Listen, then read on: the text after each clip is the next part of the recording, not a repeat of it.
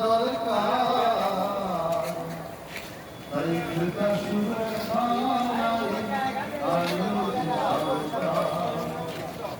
ঢোকে গেলে ক্রেতা বন্ধু চিন্তা করো না, ক্রেতা সুরক্ষায় আদালতে অভিযোগ করতে ভুলো না। প্রতিকার মিলবে সেখায়, প্রতিকার মিলবে সেখায়, মিলবে সুবিচার। ক্রেতা সুরক্ষায়